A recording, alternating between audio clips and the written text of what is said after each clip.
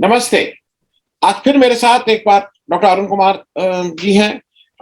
मैं जब डॉक्टर अरुण कुमार को आता हूं, मैं अभी जब शुरू किया तो मैंने इनसे कहा कि मुझे मुझे आराम ये रहता है कि मैं इकोनॉमी समझने के साथ साथ थोड़ा क्लासरूम में भी पहुंच जाता हूं, क्योंकि अ, आप उसको मेरे लेवल पे, क्योंकि आप अगर मुझे इकोनॉमिस्ट के तौर पे समझाने लगेंगे तो मेरी समझ में नहीं आएगा, मेरे और मेरे दर्शकों को। आप उसको शायद अपने को नीचे ला के मेरे लेवल पे मेरी भाषा में समझाने की कोशिश करते हैं। डॉक्टर साहब, स्वागत है आपका। धन्यवाद। नमस्ते। सबसे पहले जो पहला सवाल सबके मन में अब आ रहा है कि क्या सेकेंड वेव ने अर्थव्यवस्था को जितनी चोट पहुंचानी थी वो पहुंचा चुके हैं, और उसका लॉन्ग टर्म इम्पैक्ट क्या होगा? देखिए, जो सेकेंड वेव है वो अभी जारी है, क्योंकि अभी भी 30,000 के करीब केसेस डेली आ रहे हैं। और जब फरवरी में शुरू हुआ था तो उस समय 9,500 केसेस थे। तो अभी हम नहीं कह सकते कि सेकेंड वेव खत्म हो गई है, और खतरा अभी भी बना हुआ है कि थर्ड वेव शायद शुरू हो जाए 1 महीने के अंदर या 2 महीने के अंदर। अभी उसको प्रिडिक्ट नहीं कर सकते हैं। तो एक अनिश्चितता की स्थिति तो अभी बनी है। लेकिन ये भी बात सही है कि बहुत सारा अर्थव्यवस्था खुल गया है और लोग मतलब काम पे जा रहे हैं, आपको सड़क पे भीड़ भाड़ मिल रही है। तो इसलिए मतलब कुछ तो राहत है कि लोगों को कुछ नौकरी काम मिला है और अर्थव्यवस्था थोड़ा बेटर हुई है। जी, मैं अब एक चीज इसी से रिलेटेड है, क्योंकि कुछ चीजें पिछले 1 महीने में बहुत जल्दी जल्दी होने लगी, और उसमें एक पहली बात आती है मोनेटाइजेशन की। और जैसा मैं पहले भी कहा हूं, मैं पब्लिक सेक्टर में काम किया हूं, मोनेटाइजेशन मुझे हरदम लगता है कि भाई घर घर जैसे बेचा जा रहा है। मैं डॉक्टर साहब आपसे एक जनरल भाषा में, क्या ये इकॉनमी को सुदृढ़ बनाने के लिए किया जा रहा है, या हमारी जो गिरती इकॉनमी, नहीं बोलना चाहिए डूबती इकॉनमी, गिरती इकॉनमी, जो भी कहिए, उसको बचाने के लिए किया जा रहा है? क्योंकि दोनों अलग अलग चीजें हैं। हम इसको और ऊपर ले जाना चाहते हैं अपना जहां पे भी, या जो हम डूब रहे हैं उसको किसी तरह से रोकने की कोशिश? देखिए, ये जो मोनेटाइजेशन ऑफ पब्लिक एसेट्स की बात है, तो वो एक हमारी जो नीतियां चल रही हैं आजकल पिछले कुछ सालों से, कि सप्लाई साइड रिस्पॉन्स, यानी कि अगर हम बिजनेस को फायदा पहुंचाएंगे तो बिजनेस ज्यादा इन्वेस्ट करेगा। और क्योंकि इन्वेस्टमेंट पहले से ही गिर रहा था, 2012-13 में वो 36.5% तक पहुंच गया था, उसके बाद वो 30% आ गया था और अर्थव्यवस्था गिरावट पे थी। और पैंडेमिक के बाद तो वो और ज्यादा गिर गया था। तो अब वो इन्वेस्टमेंट को कैसे हम बढ़ाएं, तो इसके लिए सप्लाई साइड रिस्पॉन्स, यानी कि बिजनेसमैन को अगर हम फायदा पहुंचाएंगे तो बिजनेसमैन ज्यादा इन्वेस्ट करेगा। लेकिन देखा यह जाता है कि बिजनेसमैन तभी इन्वेस्ट करेगा जब कैपेसिटी यूटिलाइजेशन बढ़ जाएगी, जब डिमांड बढ़ेगी। लेकिन अभी भी डिमांड उतनी बढ़ी नहीं है जैसे कि 2019 में थी। तो इसीलिए अभी नहीं लगता है कि वो इन्वेस्टमेंट होगा। और इसका हमने 2019 में उदाहरण भी देखा कि जब सरकार ने कॉर्पोरेट टैक्स कलेक्शन का रेट काट दिया, जो टैक्स रेट, तो फिर वहां पे उन्होंने सोचा कि अब इन्वेस्टमेंट आएगा, बाहर से इन्वेस्टमेंट आएगा। तो ना तो बाहर से कोई ज्यादा इन्वेस्टमेंट आया और ना अंदरूनी इन्वेस्टमेंट हुआ। और जो कॉर्पोरेट्स को फायदा पहुंचा तो उन्होंने अपना जो ऋण था वो चुकता कर दिया, उन्होंने इन्वेस्टमेंट नहीं किया। अभी भी यही हालत रहेगी। तो अब ये मोनेटाइजेशन ऑफ एसेट जो कर रहे हैं तो औने पौने दाम पे करेंगे, क्योंकि इस समय कोई ये मतलब उनके जो असली वैल्यू पे तो करेगा नहीं। और क्रोनी कैपिटलिज्म के चलते हुए ये कोशिश रहेगी कि जो फेवर्ड जो बिजनेसमैन है उनको फायदा पहुंचा दिया जाए। जैसे कि हमने देखा पिछले सालों में कि जब पोर्ट के मामले में एक बिजनेस हाउस को फायदा पहुंचाया तो उन्होंने बहुत सारा कैप्चर कर लिया, एयरपोर्ट्स बहुत सारे कैप्चर कर लिए। उसी तरह जब टेलीकॉम सेक्टर में है तो कोशिश ये है कि बड़े बड़े बिजनेस हाउसेज हैं उनको बहुत फायदा पहुंचाया जाए। तो ये हो जाएगा कि आपका मोनेटाइजेशन, लेकिन इससे देश को फायदा नहीं होगा, क्योंकि जो असली में ग्रीन फील्ड जो होता नया इन्वेस्टमेंट चाहिए वो तो आएगा नहीं। अब सरकार कह रही है कि जो नया इन्वेस्टमेंट हम करेंगे, पर एक तरफ तो एक हाथ से अपना बेच रहे हैं तो यानी कैपिटल कम कर दिया, दूसरे हाथ से वो जो एक नया इन्वेस्टमेंट कर रहे हैं तो कोई उसमें नेट में तो इन्वेस्टमेंट बढ़ा नहीं। उसी तरह प्राइवेट सेक्टर जहां इन्वेस्ट करना था वहां ना इन्वेस्ट करके यहाँ पे खरीद लेगा, तो नेट नेट में कोई नया इन्वेस्टमेंट नहीं आएगा। और मुझे लगता है कि फॉरेन कैपिटल भी बहुत ज्यादा नहीं आएगा, क्योंकि ये किया जा रहा है अपने अंदरूनी जो भाई भतीजे हैं उनके लिए किया जा रहा है। तो इसलिए मेरा मानना है कि कोई नेट नेट में इन्वेस्टमेंट ज्यादा नहीं आएगा। तो ये सप्लाई साइड पॉलिसी एक तरह से दोबारा फेल हो जाएगी, और यहाँ पे औने पौने दाम पे बेचेंगे तो पब्लिक को नुकसान हो जाएगा। तो ये कुल मिला के अभी सही नीति नहीं है। जी, मैं डॉक्टर साहब एक चीज और देखूं, जब मैं पेपर पढ़ता हूं, मीडिया को सुनता हूं, बड़े देश के बड़े नामचीन लोगों को सुनता हूं, तो लगता है बहुत अच्छा है।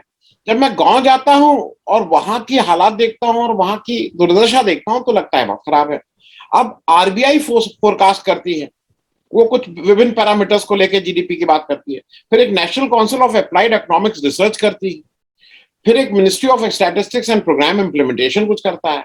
कुछ लोग सेंसेक्स की बात करते हैं, लेकिन कोई भी पूरी पिक्चर नहीं समझ में आती है। तो एक आपसे मैं समझना चाह रहा हूं, इनमें से कौन सा डेटा सबसे पास है फॉर अ मेजोरिटी, 50% से ज्यादा लोग जो रिफ्लेक्ट करे, ये कौन सा डेटा है? क्योंकि ये सारे डेटा तो अजीब से हैं। उसको देखिए, जो नेशनल लेवल पे, देश के लेवल पे जो डेटा इकट्ठा होता है वो तो सिर्फ सरकार कर सकती है।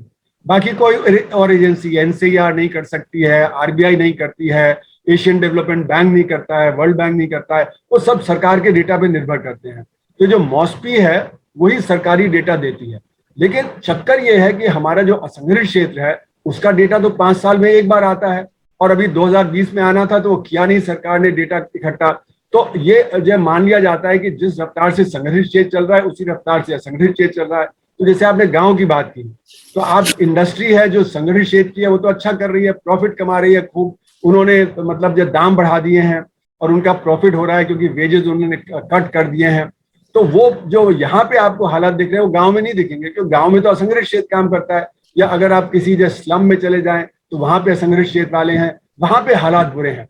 तो जो दर्शा रहा है हमारा मॉस्पी का डेटा, वो संगठित क्षेत्र का डेटा दिखा रहा है। और इसीलिए जो डेटा उनके पास आता भी है उसको हाई फ्रीक्वेंसी डेटा बोलते हैं, जो मतलब कि निरंतर आता रहता है।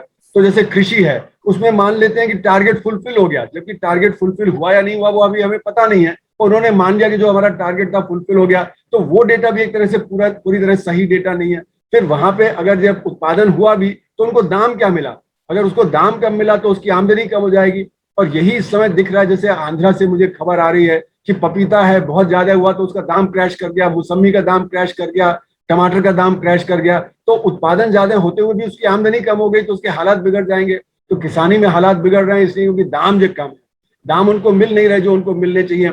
और जो संगठित क्षेत्र है वहां पे फायदा हो रहा है कुछ सेक्टर्स को, वहां पे भी सब सेक्टर्स को फायदा पूरी तरह नहीं हो रहा। जैसे कि टेक्सटाइल है, जैसे कि होटल्स हैं, रेस्टोरेंट्स हैं, यहाँ पे अभी जो काफी जो परेशानी का दौर है।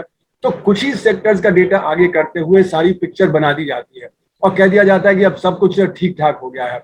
तो इसलिए जो मॉस्पी का डेटा है उसी के आधार पे हमको चलना चाहिए, पर ये ध्यान में रखते हुए कि इसमें असंगठित क्षेत्र का डेटा नहीं है। इसमें जो एक बहुत बड़ी एक खामी है कि जब वो कहते हैं कि हमारा 20% ग्रोथ हुआ Q1 में, तो मेरा मानना है कि 5% से ज्यादा ग्रोथ नहीं है, क्योंकि अगर असंगठित क्षेत्र को जोड़ लेंगे, किसानी को जोड़ लेंगे, तो वो 20% की बढ़त नहीं है। जी, मैं डॉक्टर साहब एक चीज आपसे, क्योंकि वो आपसे बेहतर कोई नहीं बता पाएगा, मैं मोटे तौर पे दर्शकों को भी बता दूं, 2019-20 में हिंदुस्तान की इकोनॉमी, कुल इकोनॉमी रुपया 146 ट्रिलियन थी, और 2021 में वो गिर के रुपीज 135 ट्रिलियन हो गई, 7.3% का कमी आई थी। और 21-22 में जैसा एस्टिमेट किया जा रहा है कि अगर हमारी ग्रोथ 8.3% होती है तो हम फिर 146 ट्रिलियन पे खड़े होंगे। तो डॉक्टर साहब, जो मोटे तौर पे जहां से हम 2 साल पहले थे वहीं खड़े होंगे 22 के अंत में, मतलब 2021 में।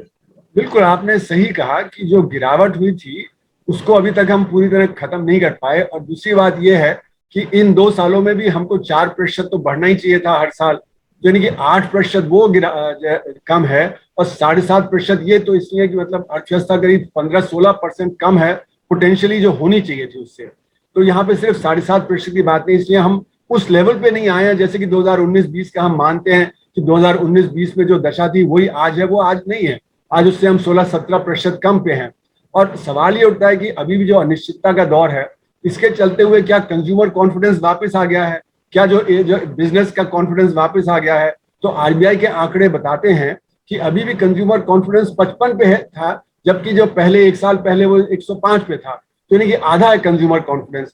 और ये तो संगठित क्षेत्र की बात है, असंगठित क्षेत्र में तो और भी कॉन्फिडेंस कम है, क्योंकि पिछले साल 95% लोगों ने कहा कि हमारी आमदनी गिर गई। 23 करोड़ लोगों ने कहा कि हम मतलब जो आंकड़ा किया गया तो 23 करोड़ लोग गरीबी की रेखा के नीचे चले गए।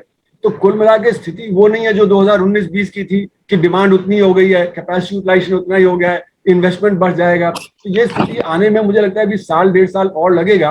और वो तब निर्भर करता है कि थर्ड वेव ना आए, और वो तब निर्भर करता है कि हम जल्दी से वैक्सीनेशन कर लें अगले 6-7 महीनों में।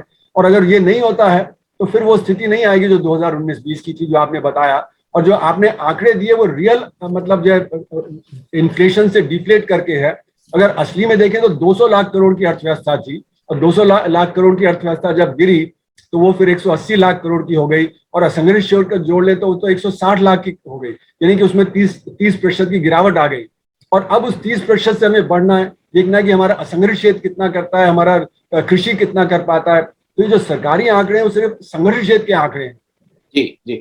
मैं डॉक्टर साहब एक चीज थोड़ी आपके विषय से हटके पूछ रहा हूं, लेकिन रिलेटेड है, ओवरलैपिंग है, इसलिए पूछ रहा हूं। अभी कई राज्य सरकारों में फेरबदल हुआ है, इररिस्पेक्टिव ऑफ पार्टी। उन्होंने लीडरशिप चेंज की है, और कहा यह जा रहा है कि गवर्नेंस के इश्यूज थे, लोग गवर्नेंस ठीक नहीं थी। तो मुझे एक चीज ये सब समझ, क्योंकि और सब जगह एक कॉमन फैक्टर है कि पॉलिटिकल लीडरशिप इज फेलिंग, क्या because of executive is failing? क्योंकि सब जगह गुस्सा है कि अफसरशाही बेलगाम हो गई है और काम नहीं कर रहा है। तो प्राइमरली एग्जीक्यूटिव फेल कर रही है कि पॉलिटिकल लीडरशिप हमारी फेल कर रही है? कहीं ना कहीं कुछ दिक्कत तो है। किसी भी देश का जो फंक्शनिंग होता है वो पॉलिटिकल लीडरशिप पे निर्भर करता है, क्योंकि जब तक पॉलिटिकल लीड नहीं होती है तब तक एग्जीक्यूटिव भी नहीं कर सकता है। तो अब जैसे कि हम देखें कि हमने वैक्सीनेशन पे क्या किया। हमें 16 जनवरी को अपना प्रोग्राम स्टार्ट किया और 10 जनवरी को ऑर्डर दिया, तो हमारे पास वैक्सीन उतने थे नहीं जितने होने चाहिए थे। हमें तो 10 करोड़ प्रति माह से शुरू करना चाहिए था, और 2 महीने के अंदर उसको 20 करोड़ कर देना चाहिए था, तब तो हम साल के अंत तक सबको जो है वैक्सीनेट कर पाते। अच्छा, अमेरिका और ब्रिटेन और बाकी यूरोपियन देशों ने तो पिछले 2020 के जुलाई अगस्त में ही ऑर्डर कर दिए थे, उन्होंने बिलियंस ऑफ डॉलर्स खर्च कर दिया उस पर, हमने नहीं किया। तो इसलिए हमारा सारा वैक्सीन प्रोग्राम गड़बड़ हो गया। यहाँ पॉलिटिकल लीड की जरूरत थी।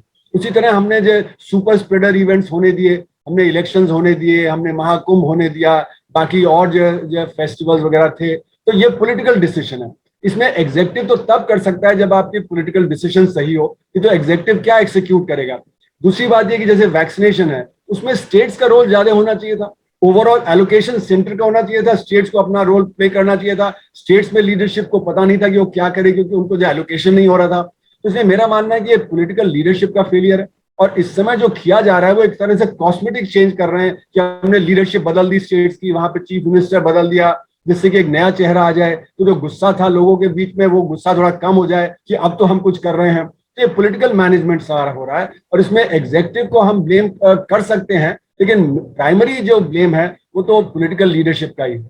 मैं वैक्सीन पे डॉक्टर साहब एक चीज और समझना चाहता हूं, क्योंकि मैं अभी हमारे प्रधानमंत्री जी के जन्मदिन पे हम लोगों ने एक रिकॉर्ड बनाया, 2 करोड़ 20 लाख लोगों को हमने एक दिन में वैक्सीनेट किया।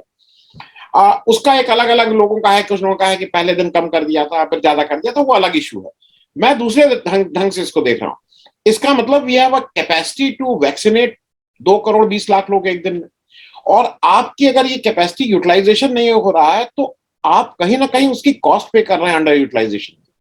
मतलब other than there is a cost. अगर आपकी कैपेसिटी 2 करोड़ 20 लाख है और आप उसको 70-80 लाख पे चला रहे हैं, तो वो भी तो कॉस्ट कहीं ना कहीं जुड़ रही है, जो शायद वैसे बहुत नहीं आएगी। नहीं, देखिए ऐसा है कि कोई भी जो उत्पादन होता है उसमें आप ओवर कैपेसिटी भी आप कर सकते हैं, है ना, लेकिन उसका एक बहुत बड़ा कॉस्ट होता है, क्योंकि फिर आपकी मशीन वगैरह सब फेल करने लगेगी। आपका जो एडमिनिस्ट्रेटिव जो सारा स्ट्रक्चर है, अगर आप उसको एक दिन के लिए झोंक दें तो बाकी सारे काम ठप हो जाएंगे। तो इसलिए हम ये नहीं कह सकते कि हमारी कैपेसिटी 2.2 करोड़ प्रतिदिन की है। हमारी कैपेसिटी हो सकता है कि 1.25 करोड़ की हो, पर हमने सारी की सारी ताकत झोंक दी एक दिन में वो करने के लिए। पर अगर हम 1.25 करोड़ भी रोज कर लें तो बहुत बड़ी बात है। हम वो 70 लाख मतलब नहीं करना चाहिए, उसको 1.25 करोड़ करना चाहिए। अब हम कह रहे हैं कि अब हम एक्सपोर्ट भी करेंगे, तो सवाल ये उठता है कि एक्सपोर्ट तो हमारा ऑब्लिगेशन है, वो तो बात सही है, लेकिन हमको ये पहले सोचना चाहिए कि हम कैसे 30 करोड़ वैक्सीन प्रति माह करेंगे अगले 3-4 महीने में, जिससे कि हम अपना जो पूरी जो एडल्ट पॉपुलेशन जो है उसको वैक्सीनेट कर पाए। तो इसलिए मेरा मानना है कि इसको हमें सही ढंग से देखना चाहिए कि ये एक स्पेशल इवेंट था, उसमें स्पेशल हमने 2.25 करोड़ कर दिया, लेकिन 2.25 करोड़ हम रोज करें, महीनों करते चले जाएं, तो हमारी सारी एडमिनिस्ट्रेटिव मशीनरी उसमें झोंक देनी पड़ेगी। डॉक्टर साहब, एक कोई भी आज की तारीख में चर्चा बिना किसान की बात किए शायद पूरी नहीं होगी, और इसलिए मैं उसको टच कर रहा हूं। मैंने सोचा था शुरू में, क्योंकि वो बात होगी तो सिर्फ उसी पे होगी। आपका भी एक रीसेंट आर्टिकल आया है 2-4 दिन पहले, और उसमें आपने बहुत स्पष्ट किया है कि किसान आंदोलन से साफ होता है कि जो फार्म लॉज हैं वो बिग बिजनेस के कंसेशन से कुछ ज्यादा माने रखते हैं। मतलब it is more relevant for them. और इसीलिए शायद सरकार विड्रॉ नहीं कर रही। इसको जरा समझा दीजिए थोड़ा संक्षेप। देखिए, ऐसा है कि जो 3 बिल आए हैं उसमें सरकार कह रही है कि हम फ्री मार्केट क्रिएट करेंगे और हम उस किसान को चॉइस देंगे। तो किसान तो जैसे वो सरकार ने भी कहा कि 85% तो जो 2 हेक्टेयर से कम वाले किसान हैं, जो छोटे किसान हैं, जो गरीब किसान हैं, तो उनके पास चॉइस नहीं होती, क्योंकि उनको बोरो करना पड़ता है पैसा और फिर उसको रीपे करना पड़ता है। तो जहां से बोरो करते हैं वहीं तो जो अपना बेच भी देते हैं। तो उनके पास चॉइस नहीं है। चॉइस तो मतलब ये है कि हम जो केरला में चाहें तो बेच दें, हम चाहें तो बिहार में बेच दें। तो ऐसा नहीं हो सकता, अगर मेरा 1-8 टन का जो सरप्लस है, मैं ऐसा नहीं कर सकता कि मैं केरला में कहीं और कर दूं। तो ये बात सही नहीं है कि हमने बहुत चॉइस दे दी है। तो सवाल उठता है कि किसको फायदा होगा। जो मुक्त बाजार होगा, जो एपीएमसी मंडी के बाहर होगा, तो वो मुक्त बाजार तो वही जो बड़ा कॉर्पोरेट है उसके फायदे का होगा, क्योंकि वो वहां पे अपने जो ट्रेडर्स को एग्रीगेटर बना के वहां से सप्लाई ले लेगा और एपीएमसी मंडी को कोलैप्स करा देगा, जिससे कि उसको बाद में एमएसपी भी ना देना पड़े। तो किसानों को बात समझ आ गई है कि यहाँ पे बड़े बड़े जो कॉर्पोरेटर्स हैं, जैसे कि रिलायंस फ्रेश है, बाकी जो अडानी के हैं, तो वो वेयर हाउसेस बना रहे हैं। तो किस लिए कर रहे हैं? वो इसलिए कर रहे हैं जिससे कि वो एक सारा कब्जा कर लेंगे एग्रीकल्चर मार्केटिंग पे, जिसका जो नुकसान फिर किसानों को होगा। तो ये बात किसानों को समझ में आ गई है कि जो कहा जा रहा है वो सही नहीं है। वो कहते हैं कि एपीएमसी कंटिन्यू करेगा, एमएसपी कंटिन्यू करेगा, लेकिन जब वो एपीएमसी की मंडी जब ढह जाएगी तो एमएसपी कहाँ से कंटिन्यू करेगा? और देखा यह गया है कि जैसे बिहार है, वहां पे 2006 में एमएसपी वगैरह खत्म कर दिया था, तो वहां से जब किसानों को बहुत नुकसान हुआ, क्योंकि उनको एमएसपी मिल ही नहीं रहा, क्योंकि वहां पे एपीएमसी मंडी फंक्शनल ही नहीं रह गई है। तो ये बात तो अब सबको समझ में आ गई। तो ये सप्लाई साइड रिस्पॉन्स का एक हिस्सा है कि जब लेबर कोड चेंज कर देंगे, किसानों का जो वो सिचुएशन चेंज कर देंगे और बिजनेस को फायदा पहुंचा देंगे। तो एक तरफ तो प्रधानमंत्री ने कहा जब सीआईआई की मीटिंग में कि हमने गलती कर दी रेट्रोस्पेक्टिव टैक्स को, अब हमने उसको सुधार दिया है। तो सरकार ये मान ले कि हमने गलती कर दी है, बिल के जब किसानों के बिल को लाके उसको हम सुधार दें, लेकिन यहाँ सुधारने की बात नहीं है, किसानों के लिए सुधारने की बात नहीं है, जबकि बिग बिजनेस के लिए सुधारने की बात है। तो इसलिए मेरा मानना है कि ये भी एक कंसेशन है बिग बिजनेस के लिए। जी, मैं एक और चीज इसमें ऐड कर दूं। जैसे उत्तर प्रदेश में अभी पुराना बकाया गन्ना किसानों का हुआ, उनके पुराने बकाये थे, 1-1 साल पुराने, और उसको ये कहा गया, मतलब पूरी होर्डिंग लगाई गई, प्रचार किया गया कि हमने पैसा दिया। अरे भाई, मेरा पुराना पैसा दिया, उसमें कौन सी वाहवाही की बात है? मेरा पैसा आगे का दे देते कि भाई मैं, तब तो कोई वाहवाही थी। मेरा पुराना बकाया जो मुझे 1 साल पहले देना था, बिना किसी इंटरेस्ट के आपने दे दिया। खैर, मैं डॉक्टर साहब एक जल्दी से और समझना चाह रहा हूं आपसे, ये जीएसटी का भी लखनऊ की उत्तर प्रदेश राजधानी लखनऊ में एक बड़ा इवेंट हुआ और फुल पेज ऐड आया कि जीएसटी काउंसिल की मीटिंग। तो वो बहुत समझ में नहीं आई। ये हुआ कि नहीं ये पेट्रोल डीजल इससे निकल जाएगा और कुछ इस तरह की बातें होने लगी। हुआ तो कुछ नहीं, कहाँ उसका कुछ। देखिए, ऐसा है कि जीएसटी में पेट्रोल और डीजल को अभी नहीं लाया गया, इसीलिए क्योंकि वो कैश काउ है। जैसे कि जो लिकर फॉर ह्यूमन कंजम्पशन है, वो भी कैश बहुत देती है सरकारों को। और डर ये था कि जीएसटी के लागू होने से टैक्स कलेक्शन कम हो जाएगा, इसीलिए इसको बाहर रखा गया। और स्टेट्स को जब सरकार ने, जो सेंट्रल गवर्नमेंट है, उसने जो मिला लिया इनको कि भाई आपको 14% हम जब कॉम्पेंसेशन भी देते रहेंगे और इन चीजों को बाहर रख रहे हैं जिससे कि आप यहाँ से रेवेन्यू ले सकें। तो इस समय जो सेंट्रल गवर्नमेंट है वो 4 लाख करोड़ रुपए ले रही है, स्टेट गवर्नमेंट्स ले रहे हैं। तो जो 5-6 लाख करोड़ रुपए का कुल मिला के जो राजस्व आ रहा है, वो इस समय जबकि इतनी अनिश्चितता की स्थिति है, वो तो होने वाला नहीं था। वो तो क्योंकि हाई कोर्ट ने कहा था कि भाई आप इसको कंसिडर करिए, तो कंसिडर तो करना एक बात है, पर उसको इम्प्लीमेंट करना तो ना तो राज्य उसके लिए वो चिंतित हैं, चिंतित तो हैं, पर राज नहीं करना चाहते और सेंटर भी नहीं करना चाहती है। तो इसलिए ये तो मैंने पहले ही कहा था कि कुछ भी नहीं होगा, क्योंकि अगर सेंटर की मंशा थी तो अपना एक्साइज ड्यूटी काट देती। यहाँ आज 32 रुपए जो कलेक्ट कर रही है प्रति लीटर, तो उसको 15 रुपए कर देती तो 17 रुपए से दाम गिर जाता। जो 100 रुपए का है वो फिर 83 रुपए का हो जाता। तो अगर मंशा होती तो ऑलरेडी कर सकते थे, उसके लिए जीएसटी काउंसिल में जाने की जरूरत नहीं थी। तो जीएसटी काउंसिल में तो एक तरह से दिखावा था कि वह आपने जो कंसिडर किया और फिर जो राज नहीं माने, है ना। और राज कैसे माने, क्योंकि उनका तो रेवेन्यू सोर्स और भी कम होता है। सेंटर के पास तो बहुत सारे रेवेन्यू सोर्सेज हैं, वो चाहे कॉर्पोरेशन टैक्स है, इनकम टैक्स है, कस्टम ड्यूटी है। स्टेट्स के पास तो कुल मिला के जीएसटी सबसे बड़ा रेवेन्यू सोर्स है। तो वो जीएसटी और अपने वैट में कटौती नहीं कर सकते। तो इसलिए ये मुझे शुरू से ही पता था कि ये नहीं होने वाला। दूसरा, लॉस जो है वो सिर्फ डायरेक्ट 4 लाख करोड़ रुपए का अगर आपने काट दिया, उसको 1/3 कर दिया, तो 2.25-3 लाख करोड़ का लॉस हो जाएगा, है ना। और उसके साथ साथ इनपुट क्रेडिट का भी लॉस होगा। तो ये पौने पौने 3 लाख करोड़ के ऊपर अगर आप जोड़ ले तो करीब 4 लाख करोड़ के करीब लॉस हो सकता था। तो इसलिए ये तो इस समय होना ही नहीं था। तो ये बात है कि हमें जो इनडायरेक्ट टैक्स है, ये एक इनडायरेक्ट टैक्स है, उसकी जगह डायरेक्ट टैक्स से पैसा उठाना चाहिए, या फिर काले धन की अर्थव्यवस्था को कंट्रोल में लाना चाहिए। तो काले धन की अर्थव्यवस्था को हम कंट्रोल में लाएंगे तो बहुत सारा राजस्व हमें मिलने लगेगा, जहां जहां टैक्स की चोरी हो रही है वो टैक्स आने लगेगा।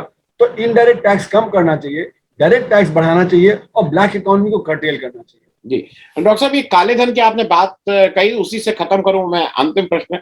क्योंकि जब नोटबंदी हुई थी तो हम लोगों को जनरली ये समझाया गया था कि ये बड़े बड़े नोट हैं, ये काला धन है और इसको हम रोक लेंगे तो काला धन। और वो बाबा रामदेव भी पहले कहते थे, वो भाई वो भी एक इकोनॉमी पे बोलने लगे थे कि 100 रुपए का नोट होना चाहिए, इत्यादि इत्यादि।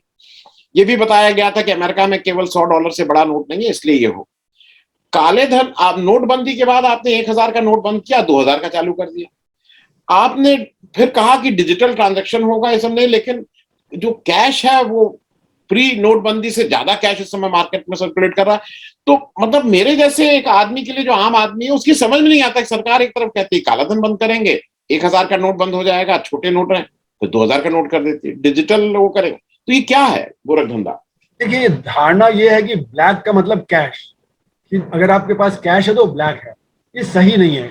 कोई भी अर्थव्यवस्था को चलाने के लिए आपको करेंसी चाहिए, वो चाहे छोटे नोट में हो बड़े नोट में हो। तो जो कन्वीनियंस होती है कि बड़े नोट हो, अगर आपको 1 करोड़ का पेमेंट करना है और आपको 100 रुपए के नोट जो पे करना है तो आपको बहुत बड़ा सूटकेस चाहिए होगा। अगर 1000 रुपए का नोट होगा तो आपको जो छोटा सा एक अटैची में आप दे सकते हैं। तो इसलिए ये जो बड़े नोट हैं, इसका मतलब ये नहीं कि वो ब्लैक है ना। ये धारणा ही गलत है कि ब्लैक का मतलब कैश। इसको हम ऐसे समझें कि पहले आदमी कुछ काम करता है, उससे कमाई करता है, उस कमाई से फिर जो अपनी खपत करता है घर की, फिर जो बाकी बचता है वो सेविंग होती है। सेविंग को इन्वेस्ट करता है तो इन्वेस्ट से उसकी वेल्थ होती है। तो जो वेल्थ होती है तो रिटर्न के लिए होती है, तो उसमें कैश का बहुत कम कंपोनेंट होता है। तो उसी तरह जो काला पैसा है वो भी ब्लैक वेल्थ का बहुत छोटा प्रतिशत है, मतलब 1% से भी कम है। तो उस समय जैसे मेरा अंदाज था कि 300 लाख करोड़ की ब्लैक वेल्थ होगी, तो ज्यादा से ज्यादा 3 लाख करोड़ रुपए का जो हमारा कैश में होगा। तो अब सवाल ये उठता है कि आप 3 लाख करोड़ रुपए को डिमोबिलाइज करने के लिए सारी करेंसी बंद कर दें, और करेंसी बंद करने से अर्थव्यवस्था ही ढह जाए। जो हुआ कि अर्थव्यवस्था खासकर असंगठित क्षेत्र में तो बिल्कुल ढह गई। तो ये जो एक ब्लैक इनकम जनरेशन का प्रोसेस है, जैसे कि मैं अगर एक डॉक्टर हूँ तो मैं 50 पेशेंट को देखता हूँ और सिर्फ 20 की आमदनी दिखाता हूँ, 30 की नहीं दिखाता, तो वो मेरा ब्लैक हो गया। तो ये प्रोसेस नहीं बंद होता। अगर आप कैश को निकाल भी दें तो प्रोसेस तो चलता रहेगा। आप पेमेंट किसी और जरिए से कर लेंगे, सोना इस्तेमाल कर लेंगे, डॉलर इस्तेमाल कर लेंगे, कुछ और इस्तेमाल कर लेंगे। तो ये जो प्रोसेस है ब्लैक इनकम जनरेशन का, वो डिमोनेटाइजेशन से नहीं रुकता। और जो हमारा जो करेंसी है वो भी नहीं रुकती, क्योंकि लोगों ने उसको कन्वर्ट कर लिया। तो इसलिए 99.2% तो सरकार ऑफिशियली बोल रही है कि वापस आ गया। अब हमें पता है कि बाकी 0.8% जो नहीं आया वो बांग्लादेश में था, भूटान में था, दुबई में था। यानी कि 100% से ज्यादा करेंसी वापस आ गई, क्योंकि फेक करेंसी भी वापस आई, उसको भी हमने गिन लिया, क्योंकि इतना सारा पैसा आ रहा था जल्दी जल्दी जल्दी जल्दी में, वो भी हो गया। तो ना ब्लैक वेल्थ हटी और ना ब्लैक इनकम जनरेशन खत्म हुआ। तो इसलिए जो डिमोनेटाइजेशन है वो मैंने अपनी किताब में भी लिखा 1999 में, और मैं क्लास में 1984 से पढ़ा रहा हूं कि डिमोनेटाइजेशन अर्थव्यवस्था को डैमेज कर देगा पर ब्लैक इनकम जनरेशन को नहीं रोकेगा। और जो ब्लैक वेल्थ अगर आपने डिमोबिलाइज कर भी ली होती, अगर 1-2 लाख करोड़ रुपया, तो 1 साल के अंदर वो दोबारा उतना कैश जनरेट जाता। और जैसे आपने सही कहा कि आज, उस समय तो 18 लाख करोड़ रुपए की करेंसी थी सर्कुलेशन में, आज 28 लाख करोड़ रुपए से ज्यादा है। यानी कि आप उससे सक्सेसफुल नहीं हुए। जो आपने जो डिजिटाइजेशन की बात की, बाकी और बात किया है ना, वो कुछ सक्सेसफुल नहीं हुआ और करेंसी बढ़ती जा रही है। वजह उसकी है कि अर्थव्यवस्था में करेंसी तो चाहिए ही होती है। अगर आप अमेरिका देखें, जहां इतना डेबिट कार्ड, क्रेडिट कार्ड और इलेक्ट्रॉनिक वगैरह होता है, वहां पे कितनी खरबों खरबों रुपए की जो करेंसी है, उनके डॉलर सारी दुनिया में चलते हैं, सब जगह चलते हैं। तो ऐसा नहीं कि अगर आपकी करेंसी कम हो जाएगी तो ब्लैक इनकम जनरेशन कम हो जाएगा।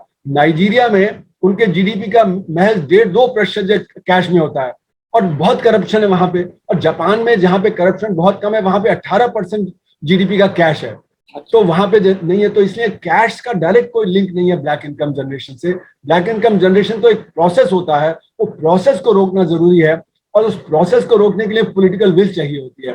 पॉलिटिकल विल नहीं होगी तो वो नहीं रुकेगा, क्योंकि जो इसको चलाने के लिए तिकड़ी चाहिए। जो करप्ट पॉलिटिशियन है, करप्ट बिजनेसमैन है और करप्ट जो एग्जीक्यूटिव है, वो मिलकर इसको चलाते हैं। और जहां क्रोनी कैपिटलिज्म होगा तो जब पॉलिटिशियन उसको रोकेगा नहीं, क्योंकि उसको अपने बिजनेसमैन को फेवर देना है। तो इसलिए जो तिकड़ी है वही ब्लैक इनकम जनरेशन को चलाती है, और वो जब तक नहीं आप कंट्रोल करेंगे तब तक वो ब्लैक इनकम जनरेशन ऐसे ही चलता रहेगा।